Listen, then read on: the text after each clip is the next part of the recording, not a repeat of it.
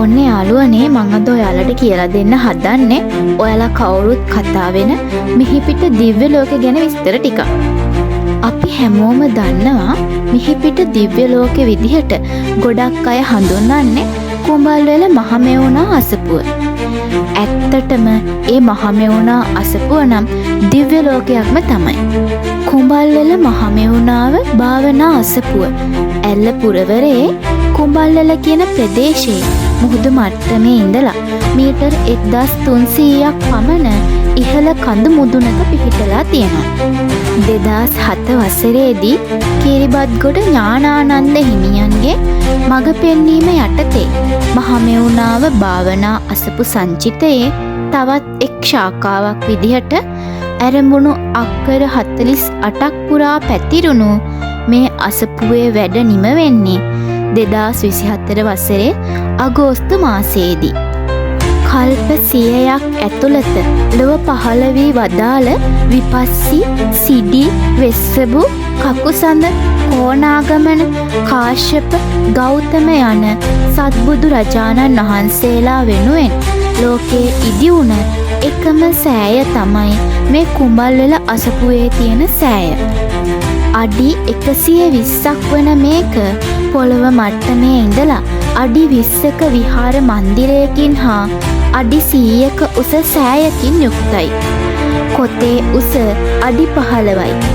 මේක සෑදීමට වැය වෙලා තියෙන ගඩොල් ප්‍රමාණය ගඩොල් ලක්ෂ 18යි. නමුනුකුල කඳු ප්‍රදාන කරගත් කඳු යායකින් වට වූ පරිසරයේ පිහිටි මේක ඌව පළාතේ උසම සෑයක් විදිහට සලකනවා. මහියංගන මහා සෑයද අඩි 120ක උසකින් යුක්ත බැවින් මේ මහා සෑයේ සම්පූර්ණ උස මහියංගන ස්තූපයේ උසට සමාන වෙනවා. මේ ස්තූපය ඌව පළාතේ සුපිහිටි මහියංගන මහා සෑය ඉදිකළ සුමන සමන් දෙවියන්ගේ ශ්‍රී නාමයෙන් සමන් යන කොටසත් මුතියංගන මහා සෑය ඉදිකළ ඉන්දක දෙවියන්ගේ ශ්‍රී නාමයේ ඉන්දක යන කොටසත් යොදා උන්වහන්සේලාගේ ශ්‍රී නාමයට උපහාර පිණිස සිරි ඉන්දක සමන් සත්බුදු මහා සෑය විදිහට නම් කරලා තියෙනවා. මේ අසපුව හැඳින්වීමේ පහසුව සඳහා වර්තමානයේ ශ්‍රී සත්බුදු මහා සෑය විදිහට හඳුන්වනවා. මේකේ ප්‍රධාන ධාතු ස්තූපයක් හා ඒ වටා පරිවාර ස්තූප 6කින් සමන්විත වන විදිහට නිර්මාණය කරලා තියෙනවා. ශ්‍රී සත්බුදු මහා සෑය සෑදීම සඳහා මුල්ගල තියන්නේ 2011 වසරේදී වන අතර විහාර මන්දිරයේ සහිත ස්තූපයේ වැඩ නිම වෙන්නේ 2024 වසරේදී. ප්‍රධාන ස්තූපය ගෞතම බුදුරජාණන් වහන්සේ උදෙසාත් පරිවාර ස්තූප විපස්සී බුදුරදුන්ගේ සිට කාශ්‍යප බුදුරදුන් දක්වා වන බුදුරජාණන් වහන්සේලා උදෙසාත් ඉදි කරලා තියෙනවා.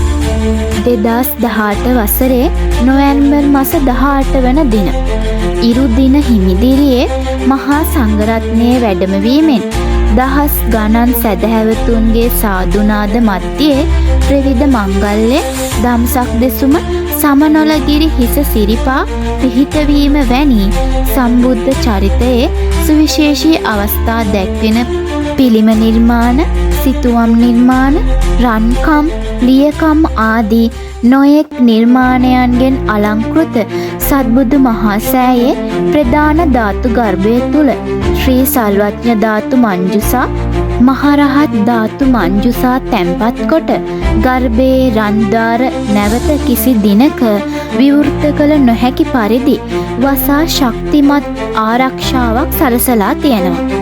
තවද එක් එක් ස්තූපයන්ගේ ධාතු ගර්භයන් 7ේම සතරැස් කොටු 7ේම සොඳුරු සිතුවම් සහ ඉදිකිරීම් සහිත විහාර මන්දිර 14ක් නිර්මාණය කරලා තියෙනවා.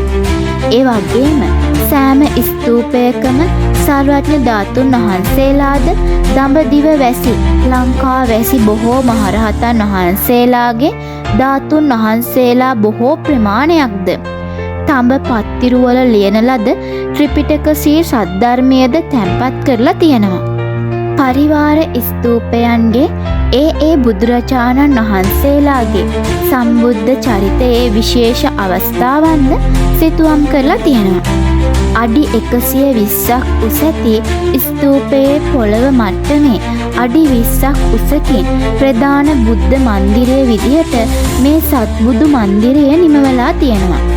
වර්ග අඩි 7000ක් පුරා පැතිරුණු මේ සත්බුදු විහාර මන්දිරයේ එක් සත්බුදු රජාණන් වහන්සේලා උදෙසා වෙනමම ප්‍රතිමාවන්ද එම එක් බුදුරජාණන් වහන්සේලාගේ අපගේ මහා බෝසතුන් ගෞතම නමින් සම්බුද්ධත්වයට පත්වීමට නියත විවරණ ගැනීම, බුදුරජාණන් වහන්සේ සමනලගිරි හිස සිරිපා තැබීම, මිහිඳු මහරහතන් වහන්සේ මිහින්තලයට වැඩමවීම ආදී අවස්ථාවන් කැලණි විහාර සිතුවම් සම්ප්‍රදායට නවීන වර්ණ සංකලනයන් භාවිතයෙන් සිතුවම් කරලා තියෙනවා. දකින විටම බුද්ධ ගෞරවය ඇතිවන පරිදි ජීවමාන පිළිරුවක් මෙන් ඉදිකරලා තියෙන මෙම සෑම සත්බුදු ප්‍රතිමාවකම තායිලන්තයේ ස්වාමීන් වහන්සේලා සහ දායක පිරිසක් විසින් එරටින් ගෙනෙන ලද සැබෑ රන් ලෝහ පට්‍ර ආලේප කරලා තියෙනවා. සත්බුදු මන්දිරයේ බිම මොරගහ කන්ද ජලාශය ඉදිකරන සමයේ කපා ඉවත් කළ කුඹුක් ගස්වල ලෑලි අතුරා ඇති අතර ප්‍රධාන උළුවස්ස තනි ගසකින් නිර්මාණය කරලා තියෙනවා. ඒක ලංකාවේ දෙවැනියට උසම උළුවස්ස විදිහට සලකනවා. සත්බුදු රජාණන් වහන්සේලාගේ ශ්‍රී නාමය වෙනුවෙන් ලෝකයේ ඉදි වූ එකම ස්තූපය වන අතර අක්කර 48ක් පුරා දිව යන පුදබිමේ බෝධීන් වහන්සේලා දස දහසක් රෝපණය කරලා තියෙනවා. ඒ හින්දා මේ කන්ද ශ්‍රී බෝධි පර්වතය විදිහටත් හඳුන්වනවා. ඊටාම අලංකාර සුන්දර පරිසරයක් සහිත ප්‍රදේශයක පිහිටලා තියෙන මහමෙවුනා අසපුව දිව්‍ය ලෝකයක් තරමටම සුන්දරවත්. ඉතින් යාළුවනේ, මම අද වීඩියෝ එකෙන් ඔයාලට කියලා දුන්නේ කුඹල්වැල මහමෙවුනා අසපුව ගැන මන් දන්න විස්තර ටිකක්. වීඩියෝ එක හොඳයි නම් ලයික් එකක් දාලා සබ්ස්ක්‍රයිබ් කරන්නත් අමතක කරන්න එපා. එහෙනම් හැමෝටම ජය වේවා.